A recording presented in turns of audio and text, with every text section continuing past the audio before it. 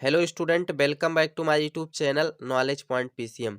Student, आज का video हमारा न्यू सेशन के लिए है, यानी न्यू बैच के लिए है, न्यू सत्र के लिए है। इसलिए आज की इस वीडियो को एक मोटिवेशनल थॉट के साथ स्टार्ट करते हैं। तो चलिए आइए हम आप सभी लोग को एक मोटिवेशनल थॉट सुनाते हैं। कहते हैं कि रख हौसला वो मंजर भी आएगा, रख हौसला वो मंजर भी आएगा, प्यासे के पास चलकर समंदर भी आएगा, प्यासे के पास चलकर समंदर भी आएगा। थक कर ना बैठिए मंजिल के मुसाफिर, मंजिल भी मिलेगी और मिलने का मजा भी आएगा। यानी कि आप जब मेहनत करोगे तो मेहनत के बाद ही सफलता मिलती है स्टूडेंट। तो इसी मोटिवेशनल थॉट के साथ चलिए आज की इस वीडियो को शुरू करते हैं। तो स्टूडेंट, हमारा अध्याय 1 जो है विज्ञान में, सबसे पहले विज्ञान शुरू करते हैं, उसके बाद मैथ का वीडियो भी आना शुरू हो जाएगा। पहला अध्याय आपका रासायनिक अभिक्रिया एवं समीकरण, और बेहतरीन हैंड रिटन नोट्स के साथ आप सभी को सारी चीज़ें बताई जाएगी। तो आप सभी लोग को वीडियो लास्ट तक देखना है, और अगर स्टूडेंट चैनल पर पहली बार हैं तो चैनल को सब्सक्राइब ज़रूर कर लेना है, ठीक है? और आप सभी को नोट्स आपको बेहतरीन से बेहतरीन बनाना है। देखिए, क्योंकि अगर आपके पास नोट्स रहेगा ना, तो आप हर चीज़ों को कभी भी भूलते हैं तो उसको पलट कर देख सकते हैं। इसलिए आप सभी को सारी चीज़ें बहुत ईज़ी तरीक़ा से बताया जाएगा। आप सभी लोग हमारे चैनल से भी देखिएगा, और फिर आप लोग अपने द्वारा जो आपके बुक में परिभाषा रहेगा, आप उसको भी जाके मिलाइएगा, देखिएगा कितना ईज़ी हमारा लगेगा, उतना शायद ईज़ी आपका बुक का आपका नहीं लगेगा, ठीक है? तो इसलिए हम आप लोगों से यही कहना चाहते हैं कि आप सभी लोग नोट्स को बेहतरीन से बनाइएगा। तो चलिए आज की इस वीडियो को शुरू करते हैं। और एक बात हम आप सभी को बता देते हैं स्टूडेंट, अगर आप लोग चैनल पर पहली बार हैं तो चैनल को सब्सक्राइब जरूर कर लेना और मेहनत के साथ पढ़ाई शुरू कर दीजिए। क्योंकि समय देखिए बार बार नहीं आता है, एक बार चला गया तो वापस नहीं आता है। इसलिए देरी किस बात की, जाइए पढ़ाई शुरू कर दीजिए स्टूडेंट। आप लोग के माता पिता आपसे बहुत आस लगा के बैठे होते हैं, इसलिए जब तक पढ़ाई कीजिए, मेहनत से कीजिए। चलिए स्टूडेंट, इन्हीं सब बातों के साथ आज की इस वीडियो को शुरू करते हैं। तो स्टूडेंट, हमारा चैप्टर का पहला हेडिंग है रासायनिक अभिक्रिया। हर एक चीज को बहुत बेहतरीन से समझाएंगे, बस केवल ध्यान से समझना आप सभी लोग। तो रासायनिक अभिक्रिया होता क्या है, देखिए। जैसे कि जब दो पदार्थों को आपस में मिलाया जाता है स्टूडेंट, तो दोनों पदार्थ आपस में मिलकर एक नए पदार्थ का निर्माण करते हैं। तो यानी कि जो नया पदार्थ बनता है उसको तो प्रोडक्ट कहा जाता है, यानी उत्पाद कहा जाता है। लेकिन दोनों पदार्थ को आपस में मिलाने के बाद जो उनके बीच क्रिया होती है, उस क्रिया को रासायनिक अभिक्रिया कहा जाता है। जैसे अगर चूने को पानी में मिलाया जाए तो एक प्रकार की क्रिया होती है। तो चूने और पानी के बीच जो क्रिया होती है उसी को रासायनिक क्रिया कहा जाता है। समझ में आई बात ना? तो ये है इसका सिंपल सी उदाहरण। अब आपको इसको लिखना कैसे है, इसकी परिभाषा कैसे देंगे आप सभी लोग? तो आपको बताना है कि जब 2 या 2 से अधिक रासायनिक पदार्थों को आपस में मिलाया जाता है तो वह एक नए पदार्थ का निर्माण करते हैं। तो इन पदार्थों के बीच जो क्रिया होती है उसे ही रासायनिक अपक्रिया कहा जाता है। समझ में आई बात? सिंपल है परिभाषा, कोई भी कहीं दिक्कत नहीं है। एक बार पढ़िए, आपको पूरा चीज़ याद हो जाएगा। कुछ उदाहरण है, जैसे दूध का फटना ले लीजिए, लोहे पर जंग लगना, ये सब स्टूडेंट रासायनिक अपक्रिया के उदाहरण हैं। अच्छा, इसके बाद एक दूसरा उदाहरण है, मैग्नीशियम धातु को वायु के साथ जलाने पर मैग्नीशियम ऑक्साइड का सफेद चूर्ण बनता है। देखो, अगर मैग्नीशियम को ऑक्सीजन की उपस्थिति में जलाया जाए, गर्म किया जाए, तो ये जल करके मैग्नीशियम ऑक्साइड बनाता है, ठीक है? यानी MgO बनाता है। समझ में आई बात? तो ये भी एक प्रकार के, जब इनको दोनों को आपस में मिलाया गया तो इनके बीच जो क्रिया हुई उसी को रासायनिक क्रिया कहा जाता है। अब इसके बाद स्टूडेंट, हम रासायनिक अपक्रिया से संबंधित कुछ टॉपिक होते हैं, उनको हम समझ लेते हैं। पहला टॉपिक हमारा अभिकारक है। इसको अंग्रेजी में रिएक्टेंट कहा जाता है। तो देखो अभिकारक क्या होता है, समझिएगा ध्यान से। तो अभिकारक का मतलब होता है स्टूडेंट कि जैसे स्टार्टिंग में जब पदार्थों को आपस में मिलाया, जैसे मैं समझाने का पूरा प्रयास करता हूँ आप सभी लोग को। देखिए, जैसे ये प्लस बी, ये कोई दो पदार्थ हैं। अब इनको मिलाने के बाद जो है कोई उत्पाद जो है, मान लेते हैं C+D प्राप्त होता है ना? तो यानी कि इस तरफ के जो पदार्थ आपस में मिलाए के इनको अभिकारक कहा जाता है ना? और इन दोनों के मिलने से जो एक नया पदार्थ बनता है उसको उत्पाद कहा जाता है। तो अभिकारक चीज आपको समझ में आ गया ना? अभिकारक किसको कहा जाता है? किसी भी रासायनिक अपक्रिया में भाग लेने वाले पदार्थों को अभिकारक कहा जाता है ना? तो यही चीज जो मैंने यहाँ पर आपको समझाया, वही चीज यहाँ पर मैंने आप सभी को एक्सप्लेन कर दिया है। अब उसके बाद इससे संबंधित एक टॉपिक और भी उत्पाद होता है। तो मैंने बताया ना आप सभी को कि यानी कि जो दो पदार्थ आपस में स्टार्टिंग में मिलाए जाते हैं उनको अभिकारक कहा जाता है, और अभिकारक के आपस में मिल करके जो एक नया पदार्थ बनाते हैं, इसको उत्पाद कहा जाता है। अब बात क्लियर हुई ना आपको कि उत्पाद क्या होता है, अभिकारक क्या होता है? तो ध्यान से समझ लो, आप इसको परिभाषित कैसे करोगे आप लोग कि रासायनिक समीकरण में रासायनिक अपक्रिया के फलस्वरूप प्राप्त होने वाले पदार्थ को उत्पाद कहा जाता है। यानी इन दोनों पदार्थों को आपस में मिलाने के बाद इनके बीच जो क्रिया होती है और इस क्रिया के फलस्वरूप जो एक नया पदार्थ बनता है, इसी को उत्पाद कहा जाता है। वही चीज यहाँ पर एक्सप्लेन किया गया है। तो इस प्रकार से आप उत्पाद को बता सकते हैं। अब उसके बाद इसी से रिलेटेड एक अगला टॉपिक उत्प्रेरक होता है। देखो, उत्प्रेरक भी होता है, उत्प्रेरक तीर के ऊपर उपस्थित होता है, यहाँ पर इसको दर्शाया जाता है। ठीक है, इसको दर्शाने का तरीका होता है तीर के ऊपर। अब देखो, उत्प्रेरक क्या होता है स्टूडेंट, जब दो पदार्थों को आपस में मिलाया जाता है ना, तो यानी कभी कभी होता है कि इनको किसी की उपस्थिति में अभिक्रिया करना होता है।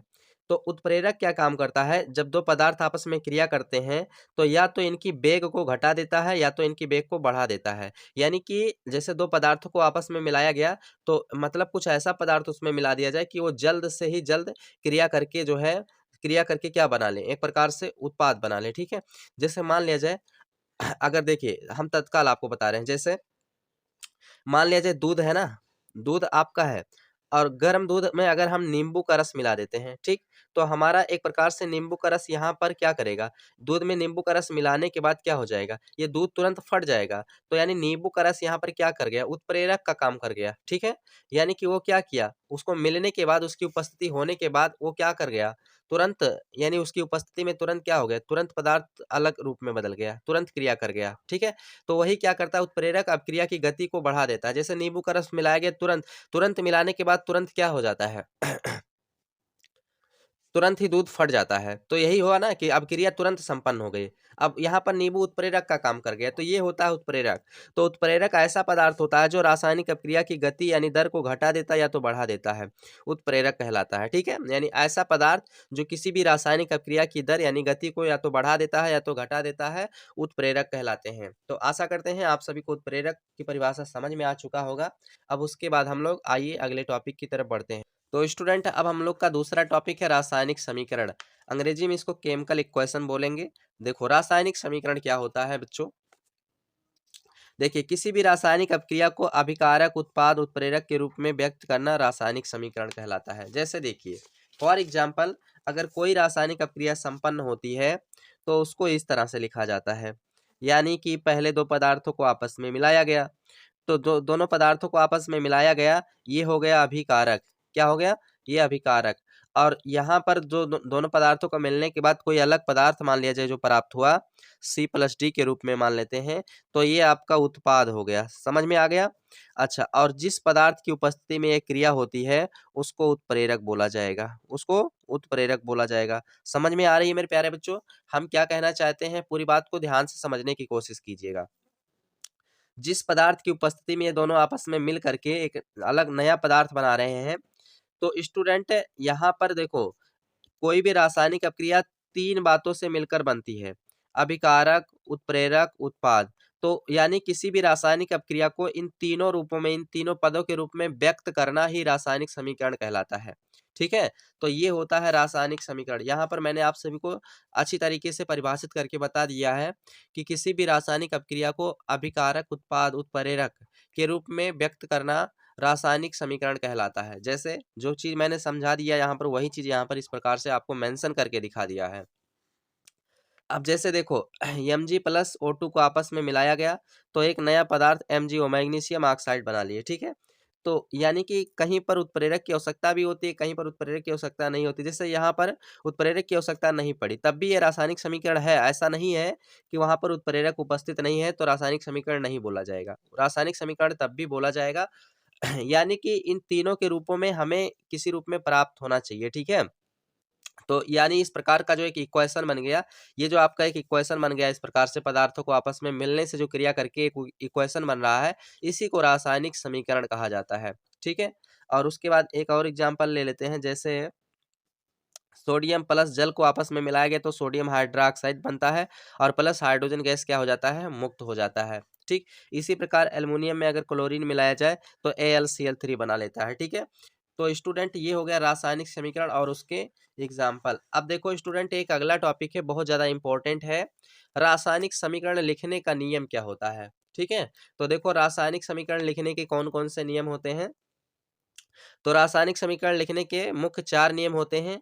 पहला नियम आपका क्या है, देखो यहाँ पर पहले नियम में बताया गया है स्टूडेंट कि किसी भी किन्हीं दो अभिकारकों या उत्पादों के बीच सदैव प्लस का चिन्ह लगाया जाता है। जैसे मान लिया जाए, जब देखिए हमें कोई रासायनिक अभिक्रिया करनी होती है तो पहले हम दो पदार्थों को आपस में मिलाते हैं।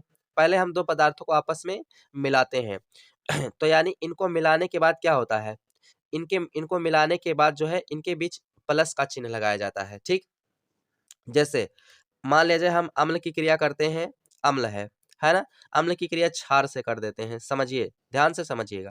तो यानी दो पदार्थों को जब आपस में मिलाया तो इनके बीच में क्या चिन्ह लगाया, प्लस का चिन्ह लगाया। तो यही चीज यहाँ पर बताया गया है, किन्हीं दो अभिकारकों या उत्पादों के बीच सदैव प्लस का चिन्ह लगाया जाता है।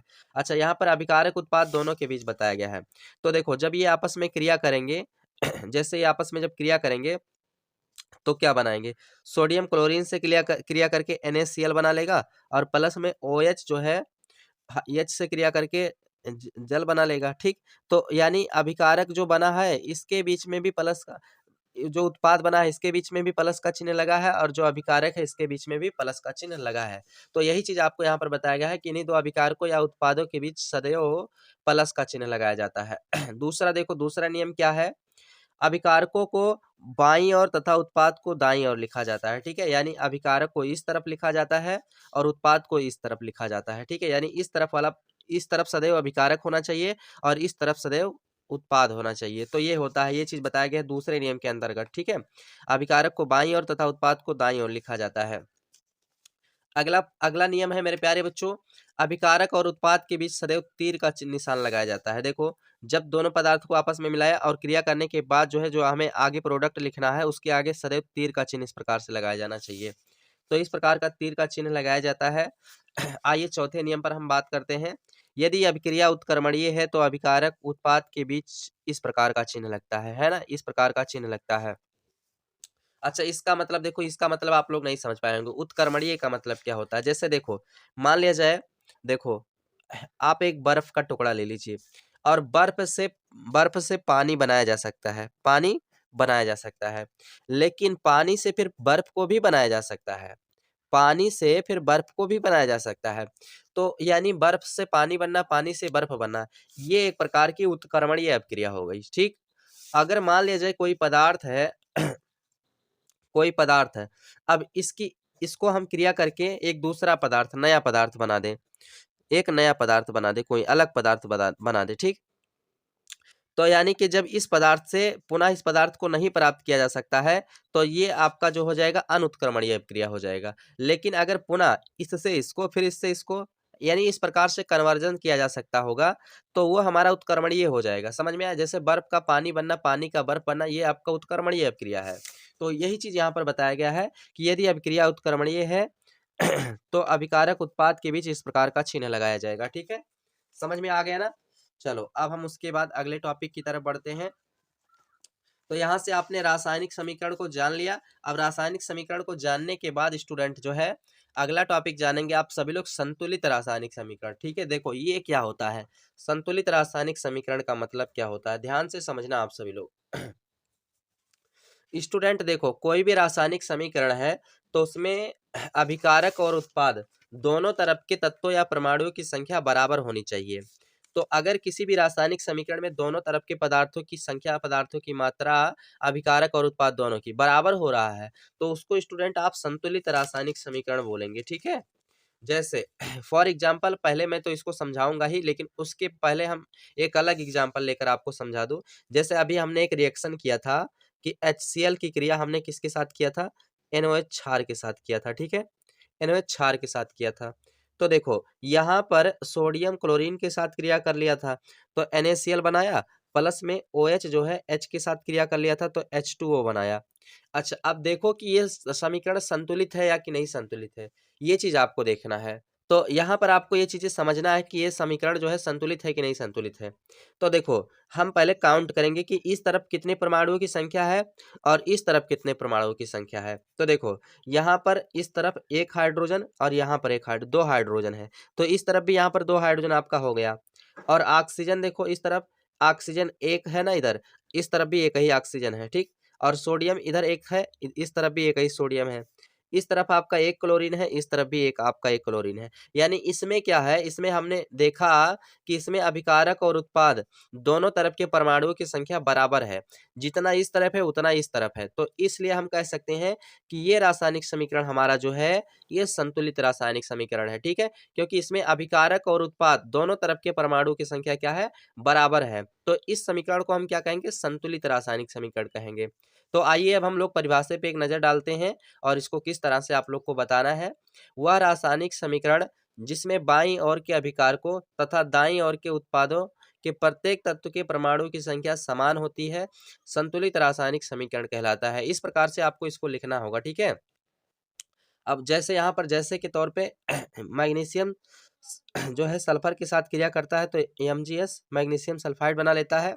इस प्रकार से अगर जिंक क्रिया करता है H2SO4 के साथ तो जिंक सल्फेट बना लेता है, प्लस यहाँ से हाइड्रोजन गैस मुक्त हो जाता है। तो इसमें जितना परमाणु की संख्या, तत्वों की संख्या जितना इस तरफ उतना भी इस तरफ है, मात्रा यानी दोनों तरफ बराबर होनी चाहिए। तो स्टूडेंट, ये आपका जो है संतुलित रासायनिक समीकरण हो चुका है, ठीक है, समझ में आ गया। अब उसके बाद संतुलित रासायनिक समीकरण के बाद जो है एक नियम आ जाता है। इसको आपने 9th में भी पढ़ा होगा और 10th में इसको रिपीट किया जा रहा है। तो चलिए आइए इसको हम जान लेते हैं। द्रव्यमान संरक्षण का नियम, इसको एक वैज्ञानिक थे आइंस्टीन, ठीक है। तो आइंस्टीन ने ही दिया था इस नियम को, जो है द्रव्यमान संरक्षण के नियम को एक वैज्ञानिक आइंस्टीन ने दिया था। विकल्प में कभी कभी पूछा जा सकता है कि द्रव्यमान संरक्षण के नियम को किस वैज्ञानिक ने दिया था। तो 4 ऑप्शन आपको मिलेगा। अब उसमें आपको ध्यान रखना है कि वैज्ञानिक आइंस्टीन थे, ठीक है। तो इन्होंने बताया था कि पृथ्वी पर जितना भी पदार्थ है, कोई भी पदार्थ है, उसको ना तो नष्ट किया जा सकता है और ना ही उत्पन्न किया जा सकता है, ठीक। बस उसको केवल क्या किया जा सकता है, एक रूप से दूसरे रूप में बदला जा सकता है, परिवर्तित किया जा सकता है। समझ में आ गया। जैसे मान लिया जाए कोई ये कोई पदार्थ है, ये कोई पदार्थ है एक प्रकार से, सपोज दैट मान लीजिए। तो उन्होंने बताया था कि इसको हम क्या कर सकते हैं, इसको ना तो हम नष्ट कर सकते हैं और ना ही उत्पन्न कर सकते हैं। बस क्या कर सकते हैं, इसको हम इसकी अवस्था से दूसरी अवस्था में बदल सकते हैं, है ना। इसकी अवस्था को भी दूसरी अवस्था में बदल सकते हैं। बस क्या कर सकते हैं, हम केवल पदार्थ की अवस्थाओं को चेंज कर सकते हैं। बाकी उसको ना तो हम नष्ट कर सकते हैं और ना ही उत्पन्न कर सकते हैं। तो वैज्ञानिक आइंस्टीन ने यही चीज बताया था कि द्रव्य को ना तो नष्ट किया जा सकता है और ना ही उत्पन्न किया जा सकता है, इसे केवल एक रूप से दूसरे रूप में परिवर्तित किया जा सकता है। स्टूडेंट, यही है आपका द्रव्यमान संरक्षण का नियम, ठीक है। तो इधर हमने जो भी चीज आप सभी को पढ़ाई, ये सभी चीजें हमारी बेसिक थी। अब हम लोग जो है इधर से जो हमारा टॉपिक शुरू होता है, जो ज्यादातर एग्जाम में पूछे जाने वाले टॉपिक हैं, ये सब हमारा यहाँ से शुरू हो रहा है स्टूडेंट। तो अब आपको ध्यान से समझने की जरूरत है। तो चलिए हम लोग समझते हैं। देखो, रासायनिक अभिक्रियाएं, यानी रासायनिक अभिक्रियाएं जो होती है कितने प्रकार की होती हैं। तो स्टूडेंट, रासायनिक अभिक्रियाओं को उनके गुणों के आधार पर निम्नलिखित वर्गों में बांटा गया है। आइए कौन कौन से वर्गों में बांटा गया है हम लोग उनको जानते हैं। तो हम थोड़ा सा आपको एक झलक किताब दिखाना चाहते हैं कि देख लीजिए, यहाँ पर जो है रासायनिक समीकरण को, रासायनिक अभिक्रियाओं को इतने भागों में बांटा गया है। तो अब हम लोग इन सभी चीजों को जानेंगे, ठीक है। समझ रहे हैं ना। अब इतनी अभिक्रियाएं हैं, इसमें से एक दो अभिक्रिया जो है वो प्रमुख नहीं है, इसलिए उसको नहीं बताएंगे। बाकी सभी अभिक्रियाएं जितना है इसमें दिख रहा है आपको, पूरा का पूरा हम एक्सप्लेन करेंगे एग्जाम्पल के साथ में, ठीक। आप चाहें तो इसका स्क्रीनशॉट लेना चाहते हैं तो स्क्रीनशॉट ले सकते हैं जानकारी के लिए। चलिए हम लोग टॉपिक को आगे बढ़ाते हैं। तो स्टूडेंट, जैसा कि आप सभी को स्क्रीन पे पहला अभिक्रिया दिख रहा होगा, आपका योगात्मक अभिक्रिया या संयोजन अभिक्रिया, इसको संकलन अभिक्रिया भी कहा जाता है। देखो, मैं नाम जो है जितना अलग भी जानता हूँ, सारा चीज बता देता हूँ, आप या करके उसको भी लिख सकते हैं। तो योगात्मक का मतलब होता है, देखो समझ लीजिए आप सभी लोग, योगात्मक का मतलब क्या होता है। योगात्मक का मतलब होता है जुड़ना, संयोजन का मतलब होता है जुड़ना, मिलना, ठीक है। तो संकलन का मतलब भी होता है इकट्ठा होना। समझ में आ रहा है हमारी बात को, हम जो चीज कहना चाहते हैं आप सभी को। तो देखो स्टूडेंट, जब दो पदार्थों को आपस में मिलाते हैं और वो मिल करके केवल एक पदार्थ बनाते हैं, ओनली सिर्फ एक पदार्थ बनाते हैं, तो ऐसे अभिक्रिया को योगात्मक अभिक्रिया या संयोजन अभिक्रिया कहा जाता है। एग्जाम्पल को समझने की कोशिश कीजिएगा आप सभी लोग। जैसे फॉर एग्जाम्पल देखो, ये चूना पत्थर है, कैल्शियम ऑक्साइड, इसको कली चूना भी कहा जाता है। अगर हम इसमें पानी मिला देते हैं, क्या मिला देते हैं इसमें? पानी मिला देते हैं, तो देखो स्टूडेंट, ये आपस में मिलकर बनाएगा CaOH का, देखो ये बनाएगा आपस में CaOH का होल ट्वाइज। क्या बनाएगा? CaOH का होल ट्वाइज बनाएगा। यानी कि देखो यहाँ पर दो पदार्थ आपस में मिल करके सिर्फ एक पदार्थ बना रहे हैं। तो यानी कि जब दो पदार्थ आपस में मिल करके ओनली एक पदार्थ का निर्माण करेंगे स्टूडेंट, तो ऐसी अपक्रिया को संकलन अपक्रिया, योगात्मक अपक्रिया या संयोजन अपक्रिया कहा जाएगा। जिस अपक्रिया में दो पदार्थों को मिलने के बाद केवल एक नया पदार्थ प्राप्त होता है, केवल एक नया पदार्थ प्राप्त होता है, ऐसी अपक्रिया को योगात्मक अपक्रिया या संयोजन अपक्रिया कहा जाता है। हर एक बातों को ध्यान से समझने की कोशिश कीजिएगा, नहीं तो फिर आगे आपको वही चीज समस्या बढ़ जाएगी। जब एग्जाम नजदीक आएगा तो सारी चीज आपको वही चीज इंपॉर्टेंट क्वेश्चन ढूंढोगे। इसलिए समय अभी पर्याप्त है, अच्छे से पढ़ाई कीजिए स्टूडेंट। पहले से ही स्टूडेंट पढ़ाई शुरू कर देना बहुत ही अच्छी बात होती है। समझ में आ गया? इस समय तो मौसम भी अच्छा है, आप घर पर चाहें तो आराम से वीडियो देख करके नोट्स तैयार करें, और पूरी की पूरी टॉपिक आपको छुट्टी में ही तैयार हो जाएगा। ठीक है, तो ये होता है योगात्मक अपक्रिया। अब आइए देखो इसकी परिभाषा कैसे लिखोगे आप लोग।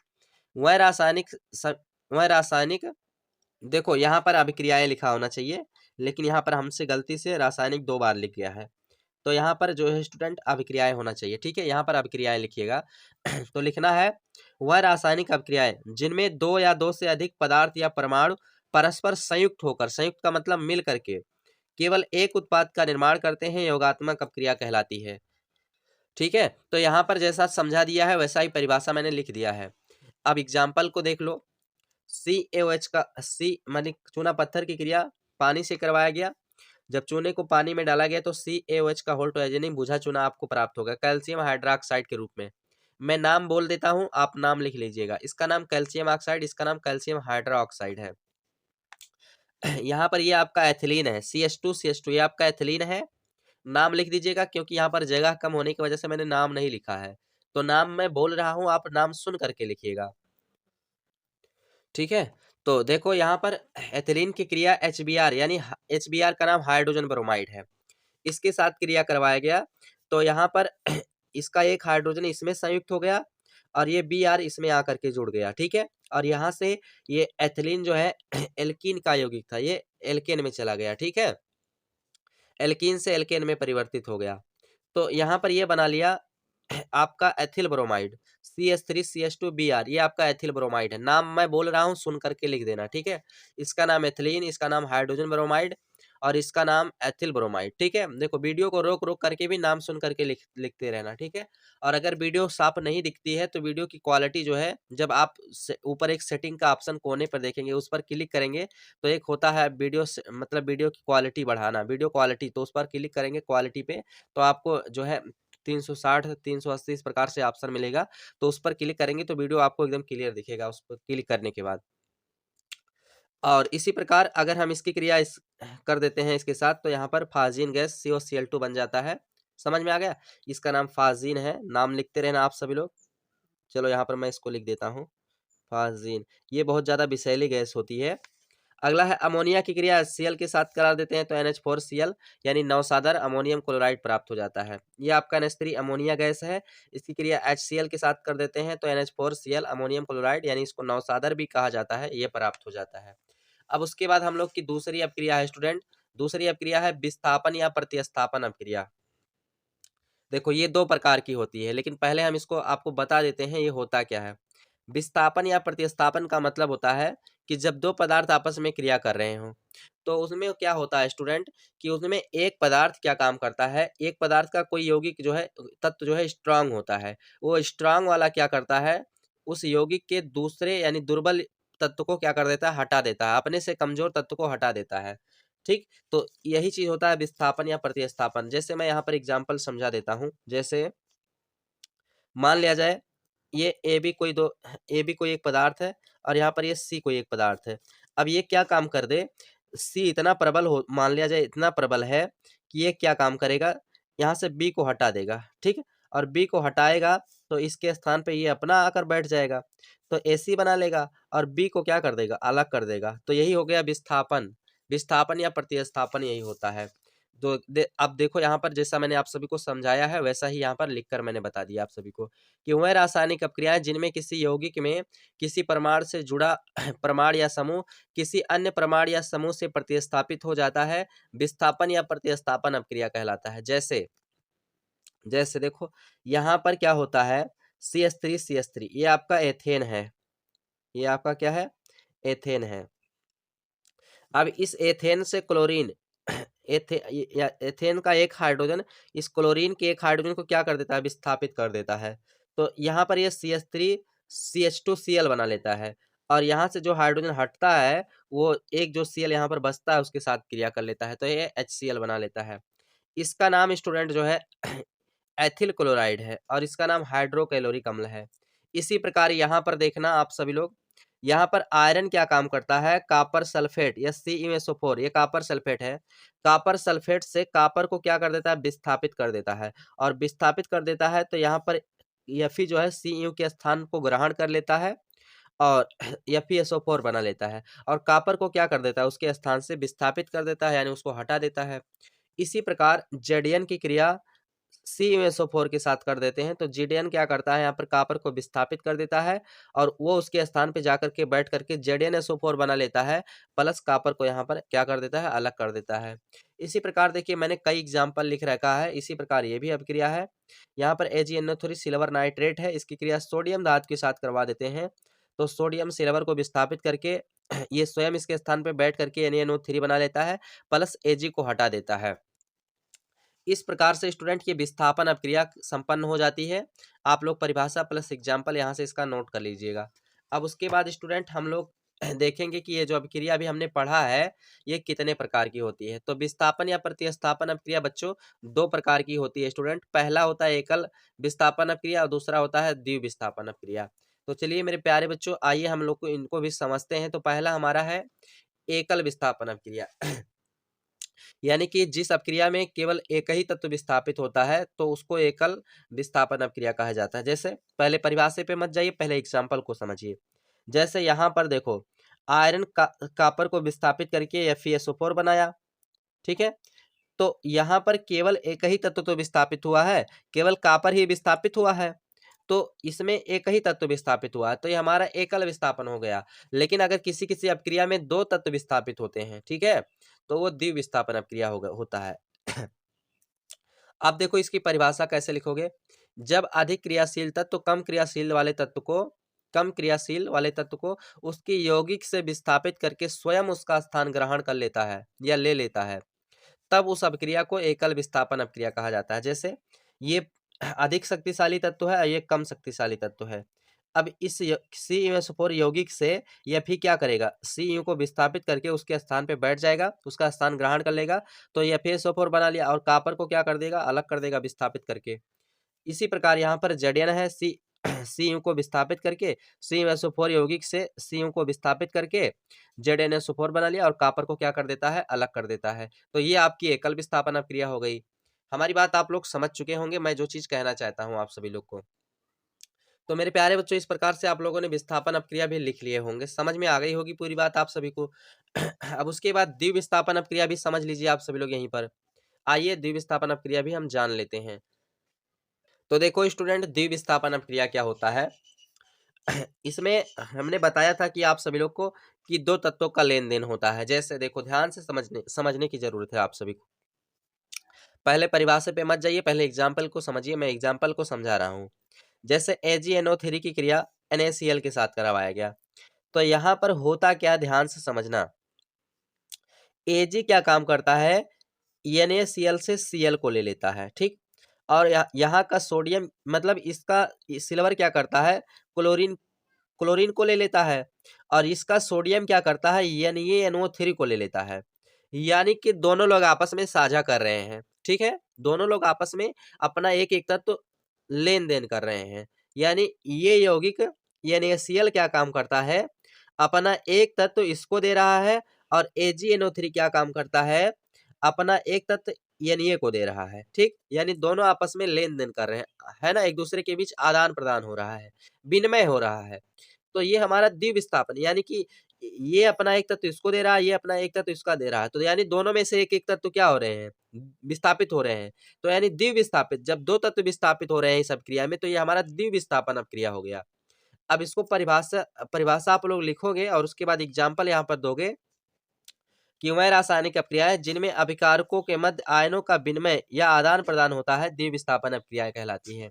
यानी आयनों के हिसाब से होता है, कोई भी अभिक्रिया जो है आयनों के आधार पर होता है। जैसे मान लिया जाए इसमें ये धनात्मक तत्व सिल्वर है, तो धनात्मक तत्व सिल्वर क्या काम करेगा, इसके ऋणात्मक वाले से क्रिया करेगा, और इसमें जो धनात्मक तत्व है ये क्या काम करेगा, इसके ऋणात्मक वाले से क्रिया करेगा। ठीक, रासायनिक अभिक्रिया जो होता है प्यारे बच्चों, ये इसी के आधार पे होता है, धनात्मक और ऋणात्मक के आधार पर।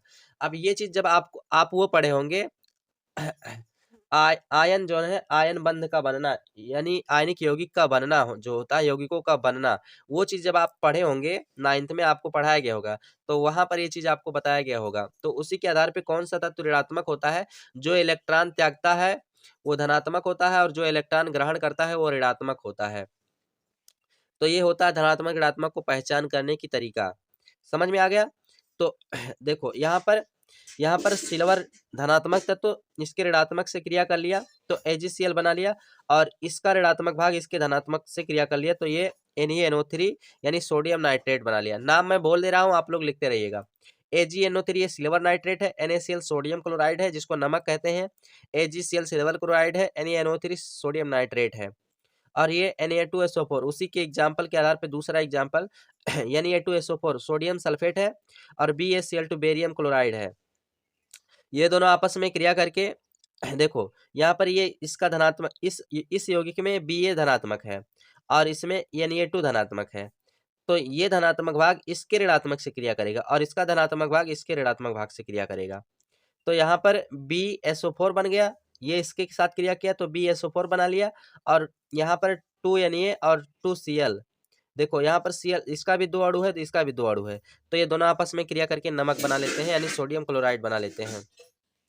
नाम यहाँ पर भी लिख दीजिएगा। ठीक, देखो यहाँ पर स्टूडेंट जो द्विविस्थापन अपक्रिया होती है आपको, इसको उभय अपघटन अपक्रिया भी कहा जाता है। ध्यान देना, जब आपको अलग से कोई अपक्रिया पूछा जाएगा तो आपको यही अपक्रिया बताना होगा। द्विविस्थापन अपक्रिया को ही उभय अपघटन अपक्रिया भी कहा जाता है। मैं थोड़ा सा बुक से भी आपको दिखा देता हूँ, देखो थोड़ा सा मैं बता देता हूँ। यहाँ पर देखो आप उभय अपघटन की परिभाषा देख लीजिएगा, जो परिभाषा यहाँ पर लिखा गया है वही परिभाषा अगर आप जो है द्विविस्थापन अपक्रिया का देखेंगे तो वही परिभाषा यहाँ पर भी आप लिखा पाएंगे। ठीक है, तो ये दोनों अभिक्रिया सेम होता है, उसी को कहा जाता है, तो ध्यान रखिएगा आप इस बात को। स्क्रीनशॉट लेकर के आप लोग लिख लिए होंगे। अब चलिए उसके बाद अब हम लोग अगले टॉपिक की तरफ बढ़ते हैं। अगला टॉपिक हम लोग का अगला अभिक्रिया है, तीसरी अभिक्रिया, उत्क्रमणीय तथा अनुत्क्रमणीय अभिक्रिया। ठीक है, तो आइए हम लोग इसको भी जान लेते हैं स्टूडेंट। तो पहला आप लोग हेडिंग करेंगे अनुत्क्रमणीय अभिक्रिया। स्टूडेंट देखो मैंने जब रासायनिक समीकरण लिखने का नियम बताया था तो वहां पर भी इस चीज को थोड़ा सा समझाया था, अब यहाँ पर विस्तार तरीके से समझेंगे हम सभी लोग इसको। देखो वह रासायनिक अभिक्रिया जो केवल अग्र दिशा में चलकर ही पूर्ण हो जाती है अनुत्क्रमणीय अभिक्रिया कहलाती है। फॉर एग्जाम्पल ध्यान से समझिएगा, मैं ऐसा एग्जाम्पल आपको देना चाहता हूं कि आप एक ही बार में उस बात को समझ जाइए। जैसे देखिए एग्जाम्पल पे गौर कीजिएगा, जैसे मान लिया जाए, देखो ये आपका दूध है और ये आपका दही है। ठीक, तो दूध से दही को तो बनाया जा सकता है, लेकिन क्या दही से दूध को बनाया जा सकता है? नहीं बनाया जा सकता है, बिल्कुल नहीं बनाया जा सकता है। ठीक, तो ये आपका एक प्रकार से क्या हो गई, अनुत्क्रमणीय अभिक्रिया हो गई। तो यही चीज है अनुत्क्रमणीय, दूध से दही का बनना अनुत्क्रमणीय अभिक्रिया है। ठीक, लेकिन बर्फ से, देखो एक एग्जाम्पल ऐसा लो, बर्फ से पानी को बनाया जा सकता है और पानी से बर्फ भी बनाया जा सकता है। समझ रहे हैं हमारी बात को? ठीक है, यानी कि ये दोनों एक दूसरे रूप में परिवर्तित हो सकती हैं, तो ये आपका उत्क्रमणीय अभिक्रिया हो गया, ये आपकी उत्क्रमणीय अभिक्रिया हो गया। देखो लेकिन यहाँ पर लिखने का तरीका इसका यही है, मैंने तो उसको अपने शब्दों में तो आपको समझा दिया, लेकिन इसको लिखने का तरीका ऐसा है, ऐसा ही लिखा जा सकता है। वह रासायनिक अपक्रियाएं जो केवल अग्र दिशा में चलकर ही पूर्ण हो जाती है अनुत्क्रमणीय अपक्रियाएं कहलाती हैं। ठीक है, जैसे यहाँ पर अग्र दिशा का मतलब सिर्फ दूध से दही बन गया, लेकिन अब दही से दूध नहीं बन सकता है, तो ये अग्र दिशा में हो गया, यानी कि केवल आगे की दिशा में तीर दिखाकर दर्शा दिया जाएगा। लेकिन अगर उत्क्रमणीय अपक्रिया होती है तो उसमें इस तरह का तीर लगाया जाता है, इस प्रकार से, यानी कि पदार्थ को एक अवस्था से इस अवस्था में लाया गया दूसरी अवस्था में, अब फिर इसको दूसरी से पहली अवस्था में लाया जा सकता है। यहाँ पर एक एग्जाम्पल मैंने दे दिया आपको, AgNO3 है, AgNO3 की क्रिया सिल्वर नाइट्रेट की क्रिया HCl के साथ करवाया गया, तो AgCl प्राप्त हुआ प्लस HNO3 नाइट्रिक अम्ल प्राप्त हुआ, सिल्वर क्लोराइड प्लस नाइट्रिक अम्ल। लेकिन अब आप इन दोनों को मिला करके इसको नहीं प्राप्त कर सकते हैं, तो ये आपका अनुत्क्रमणीय अपक्रिया हो गया। इसी के बाद जो है उत्क्रमणीय अपक्रिया भी जान लीजिए स्टूडेंट, तो उसी का उल्टा होता है, वह अपक्रियाएं जो अग्र तथा पश्च दोनों दिशाओं में पूर्ण हो सकती हैं उत्क्रमणीय अपक्रिया कहलाती हैं। जैसे फॉर एग्जाम्पल बर्फ से पानी बनना, पानी का बर्फ बनना, ये उत्क्रमणीय अपक्रिया का एग्जाम्पल हो गया। यहाँ पर अगर हम हाइड्रोजन गैस को आयोडीन गैस को, ये G का मतलब गैस, H2 का मतलब हाइड्रोजन गैस और I2G का मतलब आयोडीन गैस, इन दोनों को आपस में मिलाया जाता है तो ये हाइड्रोजन आयोडाइड गैस बना लेते हैं। अब इनको हम क्या करते हैं, इनको अलग अलग कर सकते हैं, इनको हम अलग अलग कर सकते हैं, तो ये हमारा उत्क्रमणीय अपक्रिया हो गया। ठीक, समझ में आ गया? मैं जो चीज़ कहना चाहता हूँ आप सभी को वो बात क्लियर हो चुका होगा। ठीक है, बहुत ईजी है मेरे प्यारे बच्चों, कोई भी दिक्कत नहीं, आसानी से आप इसको समझ सकते हैं, कहीं भी कोई प्रॉब्लम कोई समस्या नहीं आएगी आपको। अब उसके बाद स्टूडेंट जो है अगला अपक्रिया आपका वियोजन या अपघटन अपक्रिया है। तो आइए हम लोग वियोजन या अपघटन अपक्रिया को भी जानने का प्रयास करते हैं। देखो वियोजन या अपघटन अपक्रिया क्या होती है स्टूडेंट, तो वियोजन का मतलब होता है टूटना या अलग होना। ठीक है, जैसे आपने संयोजन का मतलब पढ़ा था कि इकट्ठा होना या जुड़ना होता है या मिलना होता है, लेकिन वियोजन का मतलब होता है अलग होना, टूटना, वियोजित होना। ठीक है, ये सारी चीज होता है। अपघटन का मतलब भी वही होता है, इसलिए यहाँ पर यह करके इसका नाम लिखा गया है। स्टूडेंट देखो जैसे CaCO3 कैल्शियम कार्बोनेट है, इसको हम गर्म कर देते हैं, तो गर्म करने के बाद ये क्या होता है, ये अलग अलग टूट जाता है, यानी इसमें से कैल्शियम ऑक्साइड प्लस CO2 प्राप्त होता है। इसको टूटने के बाद यही दो चीज प्राप्त होता है, तो यानी कि यहाँ पर एक पदार्थ आपस में था, मिल करके जुड़ करके एक नया एक पदार्थ बना था, लेकिन जब इसको गर्म किया गया तो ये क्या हुआ, अपने अपने अवयवी भागों में टूट गया, अपने अपने अलग अलग पदार्थों में टूट गया। तो इस प्रकार से होता है, जैसे मान लिया जाए दही को गर्म कर दीजिए तो दही फट जाता है, लेकिन दही फटने के बाद क्या होता है, उसमें जो मतलब खाने वाली पदार्थ होती है वो अलग हो जाती है, और उसमें से जो पानी की मात्रा होती है वो अलग हो जाती है। तो एक प्रकार से दही जब फट गया तो ये वियोजन हो गया, दही का फटना एक प्रकार से वियोजन का एग्जाम्पल हो गया। ठीक है, उसमें पानी अलग हो जाता है और मटेरियल अलग हो जाता है, तो ये होता है वियोजन स्टूडेंट या अपघटन अपक्रिया। आइए इसको हम समझते हैं।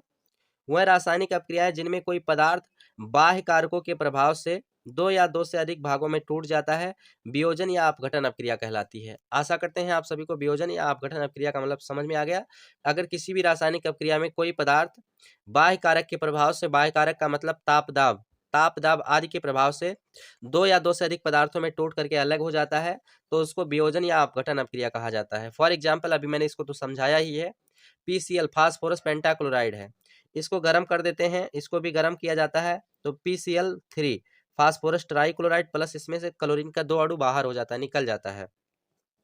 तो स्टूडेंट ये आपका क्लोरीन गैस अलग हो जाता है, फास्फोरस ट्राइक्लोराइड अलग पदार्थ प्राप्त हो जाता है, इसका नाम फास्फोरस ट्राइक्लोराइड। मैं नाम बोल देता हूँ, आप लोग नाम लिखते रहिएगा, और अगर कुछ नाम यहाँ पर तो लिखे भी गए हैं। ठीक, तो ये आपका स्टूडेंट जो है वियोजन या अपघटन अपक्रिया का उदाहरण हो गया। अब उसके बाद हम लोग अगली अपक्रिया जानते हैं। वियोजन अपघटन अपक्रिया जो होती है इसको तीन भागों में बांटा गया है, यानी कि ये 3 प्रकार की होती है। तो ये 3 प्रकार का होता है, अपघटन अपक्रिया 3 प्रकार का होता है। आइए हम एक एक करके जानते हैं। पहला है ऊष्मीय अपघटन अपक्रिया। देखो ऊष्मीय अपघटन अपक्रिया क्या होता है, जैसे मान लिया जाए कोई अपक्रिया हो रहा है, अब उसमें ताप की आवश्यकता पड़ गई, ऊष्मा की आवश्यकता पड़ गई। ठीक, तो इस प्रकार की जो अपक्रिया होती है, पूर्ण होती है, उसको ऊष्मीय अपघटन अपक्रिया कहा जाती है। यानी जिस अपक्रिया में पदार्थ उष्मा की सहायता से अपघटित होता है, उष्मा की सहायता से टूटता है, अलग होता है, उसको उष्मीय अपघटन अपक्रिया कहा जाता है। जैसे आइए मैंने जो चीज आपको समझाया वहां पर इसको डिफाइन कर देते हैं। वह रासायनिक अपक्रियाएं जिनमें कोई यौगिक या पदार्थ उष्मा के प्रभाव से दो या दो से अधिक सरल अणुओं में टूट जाता है, उष्मीय अपघटन अपक्रिया कहलाती है। समझ में आ गया? जैसे जैसे स्टूडेंट MgCO3 मैग्नीशियम कार्बोनेट को अगर हम गर्म कर देते हैं तो ये गर्म होने के बाद जो है magnesium oxide plus carbon dioxide में टूट जाता है। यानी यहाँ पर इसको ताप देने की आवश्यकता पड़ी, उष्मा की आवश्यकता, उस ताप का मतलब उष्मा ही होता है। तो ये हमारी उष्मीय अपघटन अपक्रिया हो गई। एक एग्जाम्पल और भी यहाँ पर दिया गया है, कैल्शियम कार्बोनेट को अगर भी गर्म करते हैं तो calcium oxide plus carbon dioxide प्राप्त होता है। तो ये दोनों एग्जाम्पल वही है स्टूडेंट, नोट कर लेना आप सभी लोग, इस अपक्रिया के लिए, उष्मीय अपघटन के लिए एग्जाम्पल है। आइए उसके बाद हम लोग अगला अपक्रिया जानते हैं, उसी के प्रकार का दूसरा अपक्रिया, प्रकाश अपघटन अपक्रिया। तो स्टूडेंट प्रकाश अपघटन अपक्रिया क्या होता है? जैसे जब कोई अपक्रिया प्रकाश की उपस्थिति में होती है ना, प्रकाश यानी जब उस, जैसे फॉर एग्जाम्पल, जैसे मान लीजिए स्टूडेंट ये कोई पदार्थ है, अब इसको धूप में रख दिया जाए, तो धूप में रखने के बाद क्या होता है, ये दो भागों में टूट जाए, दो भागों में क्या हो जाए, टूट जाए। तो यानी ये यहाँ पर ये ताप की सहायता से, प्रकाश की सहायता से क्या हुआ है, अपघटित हो गया, टूट गया। तो इसको क्या कहा जाएगा, प्रकाशीय अपघटन अपक्रिया या प्रकाश अपघटन अपक्रिया कहा जाएगा। जैसे फॉर एग्जाम्पल अगर मैं धूप में खड़ा हो जाऊं, मेरे शरीर का दो भाग दो खंड हो जाए, दो खंड हो जाए, दो भाग हो जाए प्रकाश की सहायता से, प्रकाश की उपस्थिति के कारण। ठीक है, तो यही हो गया प्रकाश अपघटन अपक्रिया। फॉर एग्जाम्पल अब यहाँ पर परिभाषा दोगे, उसके बाद इस एग्जाम्पल को लिखोगे। वह रासायनिक अपक्रियाएं जिसमें कोई यौगिक या पदार्थ सूर्य के प्रकाश की उपस्थिति में दो या दो से अधिक सरल पदार्थों या अणुओं में टूट जाता है, प्रकाश अपघटन अपक्रिया कहलाती है। जैसे AgCl है, ये सनलाइट की उपस्थिति में क्या होता है, टूट गया, Ag बना लेता है यहाँ से, और उसके बाद क्लोरीन गैस क्या हो जाता है, मुक्त हो जाता है। यानी अगर इसको धूप में छोड़ दिया जाए तो ये अलग अलग पदार्थों में क्या हो जाएगा, टूट जाएगा, अलग हो जाएगा, वियोजित हो जाएगा। तो यानी ये प्रकाश की सहायता से क्या हुआ है, अलग हुआ है, तो इसलिए इसको प्रकाश अपघटन क्रिया कहा जाएगा। अगर AgBr को धूप में रख दिया जाए तो इसमें से 2Ag अलग हो जाएगा, ब्रोमीन अलग हो जाएगा। तो इस प्रकार से ये आपका प्रकाशीय अपघटन अपक्रिया हो जाती है। आशा करते हैं आपको पूरी बात समझ में आ रही होगी। देखिए पढ़ाई से दूर मत भागिएगा स्टूडेंट, यही आज का पढ़ाई आपको आगे चल के बहुत ही सफलता दिलाएगी। अब इसका तीसरा अपक्रिया देखो, विद्युत अपघटन अपक्रिया। स्टूडेंट इसमें क्या होता है कि किसी पदार्थ में अगर विद्युत धारा प्रवाहित कर दिया जाए तो वो विद्युत धारा के प्रवाह के कारण क्या हो जाए, टूट जाए, अपघटित हो जाए, अलग हो जाए, तो उसको विद्युत अपघटन अपक्रिया कहा जाएगा। अब परिभाषा में आप इसको बताओगे कि वह रासायनिक अपक्रियाएं जिनमें यौगिक के जलीय विलयन या गलित अवस्था में विद्युत धारा प्रवाहित करने पर दो या दो से अधिक सरल पदार्थों में अपघटन हो जाता है, विद्युत अपघटन अपक्रिया कहलाती है। जैसे NaCl या फिर जल में क्या कर दिया जाए, अगर विद्युत इलेक्ट्रिसिटी प्रवाहित कर दिया जाए, करंट प्रवाहित कर दिया जाए, तो ये क्या हो जाता है, दो अणुओं में अपने अलग अलग तत्वों में टूट जाता है। तो इसी को स्टूडेंट क्या कहा जाता है, विद्युत अपघटन अपक्रिया, यानी विद्युत की सहायता से क्या हुआ, अपघटित हुआ, तो इसलिए इसको विद्युत अपघटन अपक्रिया कहा जाएगा। अब उसके बाद हम लोग अगली अपक्रिया जानते हैं, उष्म रसायन अपक्रिया या ताप रसायन अपक्रिया कहा जाता है इसको। तो इसके ये दो प्रकार का होता है, पहला होता है उष्मा क्षेपी अपक्रिया और दूसरा होता है उष्मा शोषी अपक्रिया। तो चलिए हम लोग इनको भी जान लेते हैं।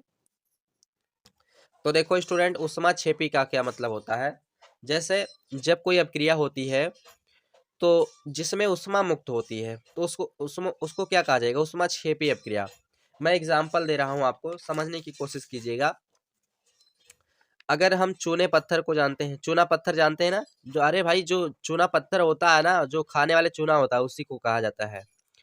चूना पत्थर में अगर हम पानी मिलाते हैं तो इसको मिलाने के बाद उसमें देखिएगा कुछ उष्मा मुक्त होती है, यानी ये चीज तो प्राप्त होगा ही, कैल्शियम हाइड्रोक्साइड बुझा चूना प्राप्त होगा ही, लेकिन इसके साथ साथ इसमें कुछ मात्रा में उष्मा क्या होती है, मुक्त होती है। कुछ मात्रा में क्या होती है, उष्मा मुक्त होती है स्टूडेंट। अब इस ये उष्मा मुक्त होती है, तो ये यानी कि जिस अपक्रिया में उष्मा मुक्त हो रही है वही अपक्रिया हमारा क्या हो जाएगी, उष्मा क्षेपी अपक्रिया हो गया। समझ में आई पूरी बात? हम जो कहना चाहते हैं उसको समझने की कोशिश कीजिए। अगर हम चूने पत्थर को पानी में मिलाते हैं तो ये कैल्शियम हाइड्रोक्साइड बनाएगा, लेकिन उसके साथ-साथ इसमें से कुछ ऊष्मा बाहर निकलेगी, कुछ ऊष्मा बाहर मुक्त होगी। तो जिस अपक्रिया में बाहर ऊष्मा मुक्त होती है यानी ऊष्मा का क्षेपण होता है, उसको ऊष्माक्षेपी अपक्रिया कहा जाता है। देखो इसको परिभाषा में लिखोगे कि वह रासायनिक अपक्रिया जिनमें ऊष्मा उत्सर्जित होती है यानी निकलती है, बाहर निकलती है, ऊष्माक्षेपी अपक्रिया कहलाती है। इस अपक्रिया में ऊष्मा की मात्रा दाईं ओर प्लस चिन्ह के साथ लिखा जाता है। ठीक है, देखो जैसे ग्रेफाइट को हीरे के साथ जलाने पर ऊष्मा निकलती है। ठीक, मैंने एक दूसरा एग्जाम्पल भी बताया, उसको भी मान सकते हैं, इसको भी मान सकते हैं। ये ग्रेफाइट सी ग्रेफाइट है, यानी कार्बन का एक अपर रूप होता है ग्रेफाइट, और इसको ऑक्सीजन के साथ जलाया जाता है तो यहाँ पर 94 किलो कैलोरी ऊष्मा बाहर निकलती है। ठीक, तो इसको प्लस के साथ में यहाँ लिखा गया है। ठीक, यह कार्बन का एक अपर रूप होता है सी का ग्रेफाइट। ठीक है, तो ये आपका ऊष्माक्षेपी अपक्रिया समझ में आ चुका होगा। अब उसके बाद हम लोग ऊष्माशोषी अपक्रिया देख लेते हैं। चलिए, ऊष्माशोषी अपक्रिया देखिएगा स्टूडेंट, इसमें क्या होता है, इसका एक एग्जाम्पल और भी लिख सकते हैं, चाहे तो इसको भी लिख सकते हैं, ऊष्माक्षेपी में इसको भी लिख सकते हैं। दो एग्जाम्पल यहाँ पर आपका दिया गया है। अब ऊष्माशोषी अपक्रिया देख लीजिए। ऊष्माशोषी का मतलब जिसमें ऊष्मा का शोषण होता है, जिसमें ऊष्मा की आवश्यकता होती है, तो इसको ऊष्माशोषी अपक्रिया कहा जाता है। बच्चों देखो मेरे प्यारे स्टूडेंट, यहाँ पर आप इसको परिभाषित करोगे, वह रासायनिक अपक्रियाएं जिसमें ऊष्मा की आवश्यकता होती है यानी ऊष्मा का अवशोषण होता है, ऊष्माशोषी अपक्रिया कहलाती है। देखिए शोषी का मतलब शोषण होता है, जिसमें ऊष्मा की आवश्यकता होती है, जिसमें ऊष्मा ग्रहण की जाती है, उसको ऊष्माशोषी अभिक्रिया कहते हैं। जैसे फॉर एग्जाम्पल, जैसे मान लिया जाए, देखो अगर कोई पदार्थ है, अगर ये इसको ऊष्मा ना मिले तो क्या हो जाएगी, ये अपने जैसा कि यहाँ पर जिस प्रकार से इसका रूप है उसी रूप में ये पड़ा रहेगा। लेकिन अगर इसको ऊष्मा मिल जाए तो ये क्या हो जाएगी, इसकी अवस्था ही बदल जाएगी, परिवर्तित हो जाएगी। समझ में आ गई? तो यानी कि इसको परिवर्तित करने के लिए ऊष्मा की आवश्यकता पड़ी ना, तो यानी जब इस पदार्थ को परिवर्तित करने के लिए अलग रूप में जो है चेंज करने के लिए ऊष्मा की आवश्यकता पड़ गई, तो यानी इस प्रकार से जो अपक्रिया संपन्न होगी स्टूडेंट, उसको ऊष्माशोषी अपक्रिया कहा जाएगा। जैसे अगर देखो स्टूडेंट, यहाँ पर नाइट्रोजन और ऑक्सीजन को अगर हमें मिला करके NO गैस, इसको लाफिंग गैस भी कहा जाता है NO को, ठीक है, अगर इस गैस को बनाना हो तो हमें ऊष्मा की आवश्यकता पड़ती है संपन्न करने के लिए। तो यानी कि इस प्रकार से जो अपक्रिया हो रही है इसको ऊष्माशोषी अपक्रिया कहा जाएगा। ठीक, जैसे फॉर एग्जाम्पल देखो, अब यहाँ पर समझना, ये तो मैंने डायरेक्टली लिखा, यहाँ पर मैं आपको समझा रहा हूँ।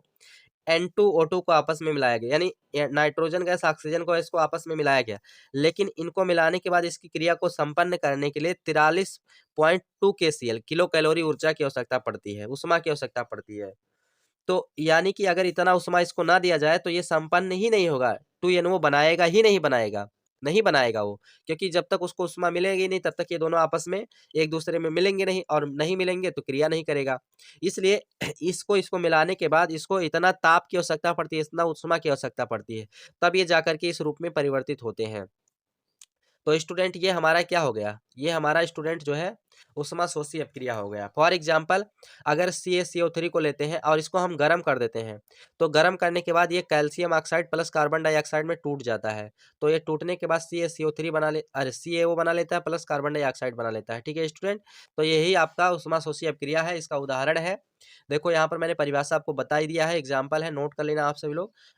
अब उसके बाद हम लोग अगले टाइप की अपक्रिया पे चलते हैं, आइए देखते हैं। तो स्टूडेंट अब आप लोग ऑक्सीकरण या उपचयन अपक्रिया को समझिएगा। देखो ऑक्सीकरण या उपचयन अपक्रिया क्या होता है, देखो इसकी परिभाषा कई तरीके से बताया जा सकता है, लेकिन मैंने जो परिभाषा इजी समझा है मैंने उस परिभाषा को लिख रखा है यहाँ पर। मैं थोड़ा सोचता हूँ कि कुछ अलग तरीके से बताने की कोशिश किया जाए, इसको और भी अलग अलग तरीके से बताया जा सकता है, लेकिन मैंने थोड़ा सिंपल तरीका ढूंढ रखा है, तो इसलिए इस तरीके से आप लोग जानने की कोशिश कीजिएगा। देखो ऑक्सीकरण का मतलब होता है जिस पदार्थ की क्रिया ऑक्सीजन के साथ हो रहा हो, जिस पदार्थ में ऑक्सीजन जुड़ रहा हो, ऑक्सीजन की वृद्धि हो रही हो, ठीक है, उस अभिक्रिया को देखो ऑक्सीकरण का मतलब होता है ऑक्सीडेशन, यानी ऑक्सीकरण से ही समझ रखते हैं ऑक्सीजन। तो यानी जिस पदार्थ में जो है ऑक्सीजन जुड़ रहा हो, जिस पदार्थ की क्रिया ऑक्सीजन के साथ हो रहा हो, उसको ऑक्सीकरण या उपचयन अभिक्रिया कहा जाता है। देखो वह रासायनिक अपक्रिया जिसमें किसी पदार्थ में ऑक्सीजन की वृद्धि या योग होता है, उपचयन अपक्रिया या फिर ऑक्सीकरण अपक्रिया कहलाता है। ठीक, अच्छा अब आप लोग सोचेंगे कि सर ये हमको कहाँ से बता रहे हैं, तो मैं थोड़ा-सा हम आपको एग्ज़ाम्पल दिखा देता हूँ। ऐसा मत समझिएगा, मैं जिस किताब से पढ़ाता हूँ, वो किताब बहुत ही बेहतरीन किताब है।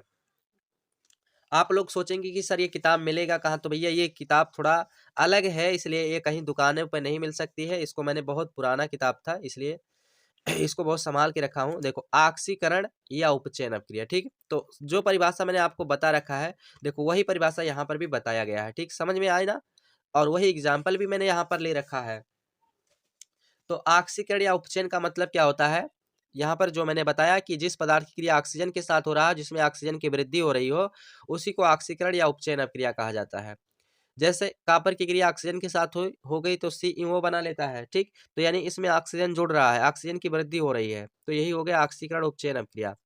इस अपक्रिया में कॉपर और ऑक्सीजन के योग से CO बना है, अतः ऑक्सीकरण में पदार्थ पदार्थ के किसी एक तत्व की संयोजकता बढ़ती है। इसमें स्टूडेंट्स क्या होता है, संयोजकता बदल जाती है, संयोजकता परिवर्तित हो जाती है। समझ में आ गया? तो इसीलिए अभी एक अलग अपक्रिया ऑक्सीकरण अपचयन एक साथ में भी बताया जाएगा। तो ये स्टूडेंट आपको ऑक्सीकरण अपचयन अपक्रिया समझ में आ चुका होगा। अब उसके बाद देखो उपचयन अपक्रिया को जान लीजिए यहाँ पर। स्टूडेंट देखो उपचयन अपक्रिया क्या होती है? वह अपक्रिया जिसमें किसी पदार्थ में ऑक्सीजन का ह्रास या त्याग होता है। त्याग होता है, अपचयन अपक्रिया कहलाती है। देखो, अपचयन का मतलब हाइड्रोजन भी समझ सकते हैं, यानी जिस पदार्थ की क्रिया हाइड्रोजन के साथ हो रही हो, तो उसको अपचयन अपक्रिया कहा जाता है। या फिर ऐसा भी कह सकते हैं कि जिस पदार्थ से जब ऐसी कोई क्रिया हो रही हो कि जिस पदार्थ से ऑक्सीजन निकल रहा हो, ऑक्सीजन का ह्रास हो रहा है, त्याग हो रहा है, तो उसको अपचयन अपक्रिया कहा जाता है। तो दोनों तरीके से भी समझ सकते हैं। ऑक्सीजन का हटना, हाइड्रोजन का जुड़ना अपचयन अपक्रिया कहलाता है। सिंपल सी बात समझ लीजिए कि जो है हाइड्रोजन का जुड़ना, ऑक्सीजन का हटना अपचयन अपक्रिया कहलाता है, ठीक है? वह रासायनिक अपक्रिया जिसमें किसी पदार्थ में ऑक्सीजन का ह्रास या त्याग होता है, अपचयन अपक्रिया कहलाती है। जो दूसरा तरीका मैंने बताया उसको भी आप ध्यान से समझ सकते हैं। इस अपक्रिया में Cu का अपचयन हुआ। Cu का अपचयन का मतलब इसमें से ऑक्सीजन हट रहा है ना, तो इसका अपचयन हो रहा है। जब जहां से ऑक्सीजन हटता है तो उसका अपचयन होता है। ऑक्सीजन अपचयन क्या लिखा है यहाँ पर? इस अपक्रिया में Cu का अपचयन हुआ है। अपचयन में पदार्थ की किसी एक तत्व की संयोजकता घटती है। इसमें किसी एक पदार्थ की संयोजकता क्या हो जाती है? घट जाती है। इस प्रकार से स्टूडेंट जो है ऑक्सीकरण उपचयन अपक्रिया भी आपको समझ में आ चुका होगा, उपचयन अपक्रिया भी समझ में आ चुका होगा। तो ध्यान रखना, देखिए उपचयन और अपचयन ध्यान रखना अलग-अलग है ये चीज़, एक ही मत समझ लेना आप सभी लोग। देखो स्टूडेंट जो है ऑक्सीकरण और अपचयन अपक्रिया को मिला करके एक रेडॉक्स अपक्रिया संपन्न होता है। यानी जिस अपक्रिया में ऑक्सीकरण भी हो रहा हो और अपचयन भी हो रहा हो, ठीक है? तो ऐसी अपक्रिया को रेडॉक्स अपक्रिया कहते हैं। ध्यान से समझना। वह रासायनिक अपक्रिया जिसमें ऑक्सीजन तथा अपचयन दोनों एक साथ होती हैं, रेडॉक्स अपक्रिया कहलाती है। जैसे यहाँ पर एग्जाम्पल मैंने आपको दे दिया है, एग्जाम्पल को लिख लीजिएगा। इसका सटीक एग्जाम्पल ये भी है, देख लीजिएगा। तो दोनों एग्जाम्पल को नोट कर लेना आप सभी को, और उसके बाद इसको अच्छे से तैयार करना है रेडॉक्स अपक्रिया को। तो स्टूडेंट दिमाग में बैठा लीजिएगा, आपको रेडॉक्स अपक्रिया को इसी प्रकार से तैयार करना है कि जिस अपक्रिया में ऑक्सीकरण तथा अपचयन दोनों एक साथ होती है, रेडॉक्स अपक्रिया कहलाती है।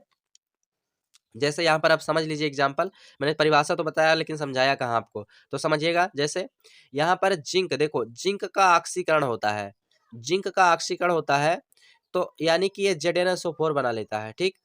और उसके बाद यहाँ CuSO4 में से कॉपर का अपचयन होता है। तो अपचयन का मतलब कि ये 2 इलेक्ट्रॉन ग्रहण करता है, ठीक? तो ये क्या काम करता है? यानी इसका मतलब यही होता ही है। ऑक्सीकरण का मतलब होता है इलेक्ट्रॉन का त्यागना, और अपचयन का मतलब होता है इलेक्ट्रॉन का ग्रहण करना, ठीक है? तो इस अपक्रिया में जिंक क्या करता है? 2 इलेक्ट्रॉन त्यागता है, ठीक है? और Cu क्या करता है? 2 इलेक्ट्रॉन ग्रहण करता है। तो इसलिए यहाँ पर इसका अपचयन होता है और जिंक का ऑक्सीकरण हो रहा है। तो देखो जिंक का ऑक्सीकरण होता है, तो ये ZnSO4 बना लेता है, और CuSO4 का इसका अपचयन होता है, तो ये अपचयन क्या करता है? 2 इलेक्ट्रॉन ग्रहण करके ये अलग हो जाता है।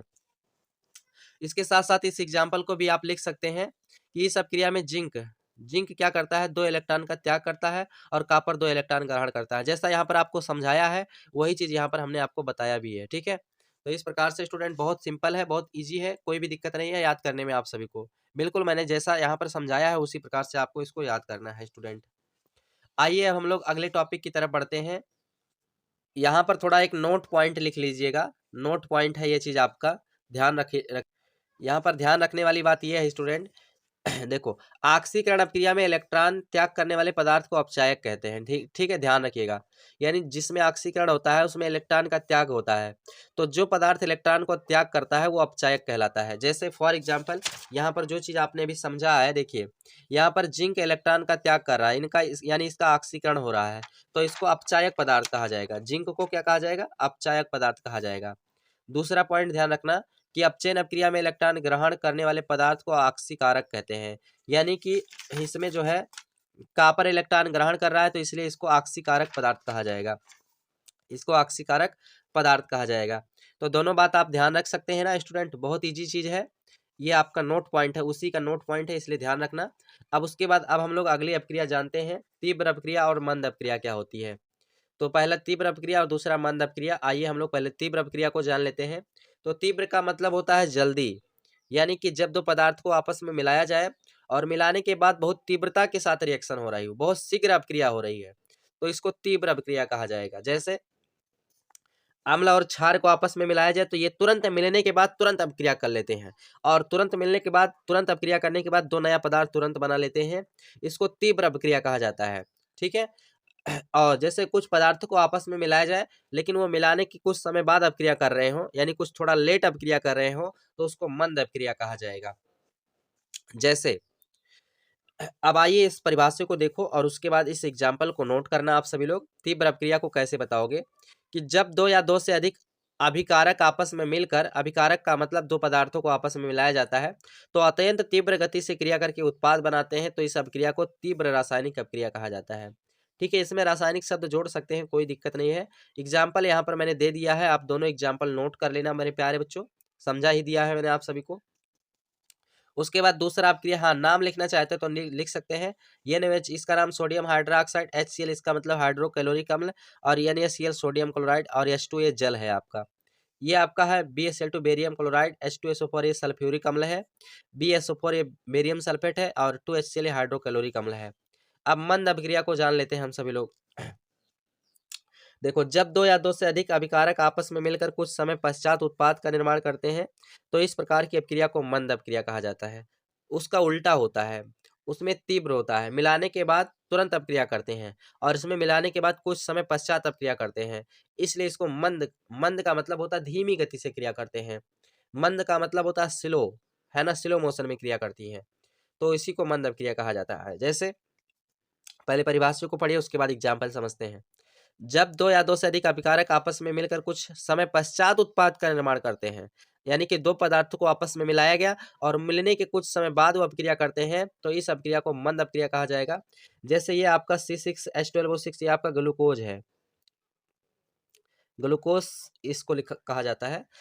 देखो स्टूडेंट, ये इसको अगर हमें तोड़ना हो तो इसमें क्या करते हैं, ये कुछ समय बाद क्रिया करता है, क्रिया करने के बाद C2H5OH एथिल एल्कोहल, ये आपका एथिल एल्कोहल है, प्लस कार्बन डाइऑक्साइड में टूट जाता है। कार्बन डाइऑक्साइड में क्या हो जाता है, टूट जाता है, तो इसलिए इस अपक्रिया को स्टूडेंट मंद अपक्रिया कहा जाता है। आशा करते हैं आपको समझ में आ चुका होगा। चलिए उसके बाद अब हमारा लास्ट अपक्रिया है स्टूडेंट, इस चैप्टर का लास्ट अपक्रिया है अवक्षेपण अपक्रिया। आइए हम लोग अवक्षेपण अपक्रिया के बारे में समझते हैं स्टूडेंट। वह रासायनिक अपक्रियाएं जिनमें दो पदार्थों के विलयनों को मिलाने पर एक पदार्थ आबिले अवक्षेप के रूप में प्राप्त होता है, अवक्षेपण अपक्रिया कहलाती है। जैसे AgNO3 को आपस में HCl के साथ मिलाया गया, तो यानी कि यहाँ पर एक पदार्थ आबिले अवक्षेप के रूप में प्राप्त होता है। ठीक है, इसलिए इसको अवक्षेपण अपक्रिया कहा जाता है। जैसे AgCl जो है ये सफेद अवक्षेप के रूप में प्राप्त होता है। फॉर एग्जाम्पल मैं आपको समझाना चाहता हूँ, जैसे पानी में आप डिटर्जेंट पाउडर मिलाते हैं ना, पानी में क्या करते हैं, डिटर्जेंट पाउडर मिलाते हैं, डिटर्जेंट मिलाते हैं, तो इसमें क्या होता है, इसको मिलाने के बाद इसमें एक सफेद अवक्षेप प्राप्त होता है, यानी जिसको आप सफेद सफेद देखते होंगे ना, जो है गुज्जा टाइप उसको देखते हैं, तो उसी को सफेद अवक्षेप कहा जाएगा। अवक्षेप कहा जाएगा। और प्लस नीचे क्या होता है, पानी बैठ जाता है और ऊपर सफेद अवक्षेप प्राप्त हो जाता है। तो यानी कि पानी में डिटर्जेंट को मिलाने पर, सरफ को मिलाने पर क्या होता है, सफेद अवक्षेप प्राप्त होता है, प्लस नीचे पानी बैठ जाता है। तो यही हो गया अवक्षेपण अपक्रिया, यही होता है अवक्षेपण अपक्रिया। अब देखो यहाँ पर मैंने जो चीज समझाया है वही चीज आपको यहाँ पर लिखना है कि वह रासायनिक अपक्रिया जिनमें दो पदार्थों के विलयनों को मिलाने पर एक पदार्थ अभिलय अवक्षेप के रूप में प्राप्त होता है, अवक्षेपण अपक्रिया कहलाती है। जैसे AgNO3 को HCl में मिलाया गया तो यहाँ पर AgCl सफेद अवक्षेप के रूप में फेना के रूप में प्राप्त हो जाता है और HNO3 नाइट्रिक एसिड जो है नीचे बैठ जाता है। यहाँ पर नाम लिखा है सिल्वर नाइट्रेट, हाइड्रोक्लोरिक अम्ल और सब कुछ नाम यहाँ पर मेंशन किया गया है। आप आसानी से इसको नोट कर सकते हैं। आइए अब हम लोग अगले टॉपिक की तरफ बढ़ते हैं। स्टूडेंट, अगला टॉपिक हम लोग का विकृत गंधिता है। इसको अंग्रेजी में रैंसिडिटी कहा जाता है। बहुत ज्यादा इंपॉर्टेंट टॉपिक है, मोस्ट इंपॉर्टेंट है, लगा लीजिएगा, ठीक है। जो इंपॉर्टेंट है मैं उसको आपको बताता भी रहता हूँ, ध्यान से नोट कर लीजिएगा। रैंसिडिटी विकृत गंधिता क्या होता है। तो देखो स्टूडेंट, विकृत गंधिता को ध्यान से समझो। मैं जो चीज बता रहा हूं उसको पहले सुनो और उसके बाद ध्यान से समझो। स्टूडेंट देखो, जैसे जो पदार्थ तेल वगैरह में बना होता है ना, जैसे पकौड़ी हो गया, नमकीन हो गया, यानी जितने भी वस्तुएं जो है तेल में बनाई जाती हैं, तेल में, डालडा में बनाई जाती हैं, इन सभी पदार्थों को अगर हम खुला छोड़ देते हैं तो क्या होता है, खुला छोड़ने के बाद वो जो है ऑक्सीजन से क्रिया कर लेती हैं। जब भाई खुला छोड़ दोगे तो खुला वातावरण में ऑक्सीजन तो होता ही है। अब वो क्या काम करता है, वो ऑक्सीजन के साथ मिल करके, ऑक्सीजन के साथ क्रिया करके उसका स्वाद परिवर्तित कर देता है, उसका स्वाद बदल देता है। इसी घटना को क्या कहा जाता है, विकृत गंधिता कहा। जैसे अगर नमकीन वगैरह ले लीजिए, खाना ले लीजिए, जो भी कुछ पदार्थ है अगर उसको खुला छोड़ दीजिए कुछ समय के लिए तो क्या होता है, उसका स्वाद बदल जाता है, उसका स्वाद परिवर्तित हो जाता है। इसी क्रिया को विकृत गंधिता कहा जाता है। जैसे आजकल देखते होंगे, जैसे नमकीन की पैकेज हो गई, चिप्स की पैकेज हो गई, इन सब चीज़ों में देखते होंगे एक गैस भरा होता है जिसके कारण वो पन्नी फूला होता है। तो उसमें कौन सी गैस भरी होती है, यही जो है नाइट्रोजन गैस भरी होती है।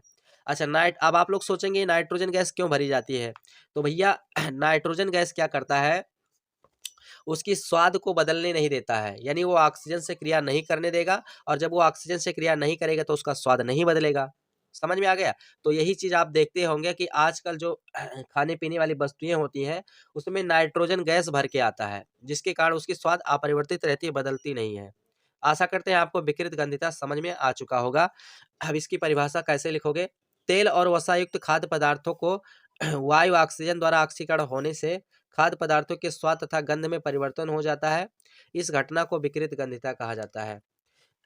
दूसरे शब्दों में, आप इसको सरल शब्दों में ऐसा समझिए कि जब खाने वाले पदार्थ खाने वाले पदार्थ अधिक समय तक, इसका मतलब P0 का मतलब पदार्थ, अधिक समय तक वायु में खुले पड़े रहते हैं तो उनका ऑक्सीजन द्वारा ऑक्सीकरण हो जाता है। ऑक्सीकरण का मतलब ऑक्सीजन से क्रिया हो जाता है और वह खराब हो जाता है, यानी स्वाद उसका बदल जाता है। यही चीज होता है विकृत गंधिता। जैसे पनीर व दूध व नमकीन कुछ समय बाद गंध देने लगते हैं। जैसे अगर इनको खुला छोड़ दिया जाए तो इनमें कुछ एक प्रकार से जो है इसमें गंध आने लगती है, ठीक। ये एग्जाम्पल हो गया। अब स्टूडेंट, क्वेश्चन कभी कभी ऐसा भी पूछा जाता है कि विकृत गंधिता को रोकने का उपाय क्या है। जैसे कोई वस्तु को खराब होने से कैसे बचाया जा सकता है, जो भी खाने पीने वाली वस्तुएं हैं उनको हम कैसे बचा सकते हैं, कैसे उसको सेफ रख सकते हैं। तो स्टूडेंट, आप इनको बता सकते हैं उपाय। इनके पहला उपाय है, खाने वाले वस्तुओं को वायुरोधी बर्तन में रखना चाहिए। वायुरोधी का मतलब होता है कि जिसमें वायु प्रवेश ना करने पाए, ऑक्सीजन उसमें प्रवेश ना करने पाए। तो ये विकृत गंधिता को कम करने का, रोकने का उपाय है कि जब खाने पीने वाली वस्तुओं को, यानी जितने भी तेल में या जो है इस प्रकार से बने पदार्थ होते हैं उनको वायुरोधी बर्तन में रखोगे तो उसमें ऑक्सीजन प्रवेश नहीं करेगा, और जब ऑक्सीजन प्रवेश नहीं करेगा तो यानी वो ऑक्सीजन से क्रिया नहीं करेगा और उसका स्वाद नहीं बदलेगा। दूसरा पॉइंट है, दूसरा उपाय है, खाद्य पदार्थों को नाइट्रोजन गैस के साथ पैक करके विकृत गंधिता को रोका जा सकता है ना। यानी जैसे नमकीन हो गया, चिप्स हो गया, है ना, बहुत सारे इस प्रकार के जो पदार्थ हैं उनको क्या करते हैं, पैकेट में जो है नाइट्रोजन गैस के साथ संपर्क में रखा जाता है, जिससे क्या होता है, उसका स्वाद सेम बना रहता है। जब नाइट्रोजन गैस के साथ संपर्क कर दिया जाता है उसका, यानी नाइट्रोजन गैस उसमें भर के रख दिया जाता है, तो नाइट्रोजन क्या काम करता है, उसमें ऑक्सीजन को प्रवेश करने से रोकता है और वो उसका स्वाद जैसा का तैसा बना रहता है। इसी कारण से चिप्स के थैले में ऑक्सीजन की जगह नाइट्रोजन गैस भरा जाता है। ठीक है, ध्यान रखना, यही कारण है इसका। अगला पॉइंट है, खाने वाले पदार्थ को परिशीतक फ्रिज में रखना रखना चाहिए, है ना। यानी खाने पीने वाली वस्तुओं को फ्रिज में रख करके भी उसको सेफ रखा जा सकता है। आजकल देखते हैं ना, बहुत से वस्तुओं को कहते हैं फ्रिज में रख दो, खराब नहीं होगा। तो यही चीज होता है, सब उपाय इसके। पके हुए भोजन को खुला वायु या सूर्य के प्रकाश से बचाना चाहिए, जिससे विकिरित गंधिता से बच सकता है। तो स्टूडेंट, ये है विकिरित गंधिता को रोकने के उपाय। आशा करते हैं आपको सारे उपाय समझ में आ चुके होंगे। इस प्रकार से आप इसको नोट कर लीजिएगा। अब उसके बाद स्टूडेंट, हमारा इस चैप्टर का लास्ट टॉपिक है, चलिए ध्यान से समझिए स्टूडेंट। हमारा इस वीडियो का लास्ट टॉपिक है संक्षारण। इसको अंग्रेजी में कोरेजन कहते हैं, कोरेजन, है ना। संक्षारण का मतलब होता है जंग लगना। स्टूडेंट, आइए हम लोग इसको भी समझ लेते हैं कि जंग लगना क्या होता है। तो बहुत इजी चीज होता है। तो ये चीज आप तो जानते हैं, संक्षारण क्या होता है कि जब आप धातुओं को या धातु युक्त वस्तुओं को क्या करते हैं, किसी ऐसे जगह पर रखते हैं कि जहां पर नमी होती है और धूल गर्दे उस पर पड़ते रहते हैं, तो जिससे क्या होता है, उसका क्षरण होने लगता है, यानी उसमें जंग लगने लगता है। तो इसी क्रिया को संक्षारण कहा जाता है। इसको आप बता सकते हैं कि कुछ धातुओं को नमी युक्त स्थानों पर रखने पर उनका क्षरण या नुकसान होने लगता है, जिसको संक्षारण कहा जाता है। दूसरे तरीके से इसको बता सकते हैं कि धातुओं का नमीयुक्त स्थानों पर क्षय होना ही संक्षारण कहलाता है। जैसे लोहे पर जंग लगना, और लोहे पर जंग लगने का सूत्र होता है Fe2O3 इंटू XH2O। ठीक है, आइए हम इस परिभाषा को एक दूसरे तरीके से भी आपको बता देते हैं। देखो, इस तरीके से भी इसको बताया जा सकता है स्टूडेंट कि जब धातु को अपने आसपास अम्ल आर्द्रता, है ना, यानी नमी होती है, आर्द्रता का मतलब नमी होता है, और वहां पर बहुत सारे अम्लीय पदार्थ या धूल के कण, वायु के कण सब उपस्थित होते हैं, तो उनके संपर्क में आती है, तो यह क्या होती है, संक्षरित होने लगती है, और इस प्रक्रिया को संक्षारण कहा जाता है। जैसे लोहे पर जंग लगना, चांदी के ऊपर क्या देखते हैं, काला काला परत चढ़ जाता है, चांदी काला हो जाता है, तो ये भी एक प्रकार से चांदी खराब हो जाती है काला पड़ने के बाद। तांबे के ऊपर हरी परत चढ़ जाना, तांबे के ऊपर देखते हैं कभी कभी हरा हरा परत चढ़ जाता है, तो जिससे क्या हो जाता है, तांबा खराब हो जाता है। तो स्टूडेंट, यही होता है संक्षारण। संक्षारण का मतलब समझ चुके होंगे। लोहे पर जंग लगने का सूत्र भी आपको बता दिया, विकल्प में पूछा जा सकता है, या Fe2O3 इंटू XH2O। ठीक है, इस प्रकार से मेरे प्यारे बच्चों, आपने संक्षारण के बारे में सीख लिया है। अब उसके बाद संक्षारण को कम करने के उपाय। कभी कभी ऐसा क्वेश्चन आता है कि संक्षारण को कैसे कम किया जा सकता है, यानी जंग लगने से वस्तुओं को कैसे बचाया जा सकता है, मूर्छा लगने से वस्तुओं को कैसे सेफ रखा जा सकता है। तो आइए हम इनके उपाय को समझ लेते हैं। नंबर 1, धातुओं की सतह पर पेंट या ग्रीस की परत चढ़ाकर संक्षारण को रोका जा सकता है। आप लोग देखते हैं कि समय समय पर क्या होता है, लोहे की वस्तुओं पर, धातुओं की वस्तुओं पर पेंट किया जाता है। पेंट करने से क्या होता है, उस पर जंग लगना कुछ समय के लिए रुक जाता है। ग्रीस लगा दिया जाता है, तो ग्रीस को भी लगाने से संक्षारण रुक जाता है, उस पर मूर्छा नहीं लगता है। तो ये आपका संक्षारण को कम करने का पहला उपाय है। दूसरा उपाय है, लोहे की सतह पर जिंक की परत चढ़ाकर संक्षारण को रोका जा सकता है। इस क्रिया को गैल्वेनीकरण कहा जाता है। कभी कभी ये अलग से टॉपिक भी पूछा जाता है कि गैल्वेनीकरण क्या है, बताइए गैल्वेनीकरण किसे कहते हैं। तो स्टूडेंट, अगर लोहे की सतह पर जिंक की परत चढ़ा दिया जाए, तो संक्षारण यानी मूर्छा लगना बंद हो जाता है, और जिंक की परत को चढ़ाना गैल्वेनीकरण कहा जाता है। तीसरी प्रक्रिया है, क्रियाशील धातुओं को अन्य धातुओं के साथ मिलाने पर मिश्र धातु प्राप्त होती है, जिससे संक्षारण रुक जाता है। यानी क्रियाशील धातु जो होते हैं, यानी जो क्रियाशील का मतलब जिसमें जंग लगना शुरू होता है, तो जंग लगने वाले पदार्थों को, धातुओं को क्या करते हैं, अन्य धातुओं के साथ जो है मिला करके मिश्र धातु बना दिया जाए, तो मिश्र धातुओं पर उतना जंग नहीं लगता है लेकिन मामूली सा लगता है, उसका मतलब उतना कुछ भी नहीं होता है। तो इस प्रकार से स्टूडेंट, संक्षारण को कम किया जा सकता है। संक्षारण को रोकने के उपाय हमने आप सभी को पूरा बता दिया। स्टूडेंट, तो वीडियो काफी लॉन्ग हो चुका है और हमारे पूरे टॉपिक भी खत्म हो चुके हैं। आशा करते हैं आप सभी को वीडियो पसंद आया होगा। अगर स्टूडेंट वीडियो पसंद आया है तो वीडियो को लाइक कर देना, और चैनल पर पहली बार है तो चैनल को सब्सक्राइब कर देना, और अपने सभी बच्चों में आज की इस वीडियो को शेयर कर देना स्टूडेंट, ताकि सभी बच्चों को पता चल जाए कि हमारे इस चैनल पर न्यू बैच की पढ़ाई स्टार्ट हो चुकी है। यानी जितने भी बच्चे 2023 में एग्जाम देने वाले हैं, उन सभी बच्चों के लिए यह वीडियो है। तो वीडियो यहीं पर समाप्त करते हैं, और ये सभी बच्चों और बच्चियों के पास वीडियो जरूर आप लोग शेयर करना, ताकि सभी बच्चे अपनी पढ़ाई शुरू कर दें। घर पे बैठना मत स्टूडेंट, क्योंकि देखिए यही समय होता है, यही मौका होता है पढ़ाई करने का अच्छा। ठीक है, तो इसलिए आप इस समय को, इस मौके को छोड़िएगा मत, सही उपयोग कीजिए और पढ़ाई को ध्यानपूर्वक कीजिए। आज की पढ़ाई आपके लिए कैसी लगी, एक बार कमेंट जरूर कर देना, और शेयर करना मत भूलिएगा। आप लोगों से रिक्वेस्ट करता हूँ स्टूडेंट, और आप लोग हमसे और भी क्या हेल्प चाहते हैं, आप वो भी अपनी राय ज़रूर दीजिएगा। मैं आपका हर तरह से पूरा हेल्प करने की कोशिश करूँगा। चलिए फिर मिलते हैं किसी एक नेक्स्ट वीडियो में, तब तक के लिए जय हिंद, वंदे मातरम साथियों।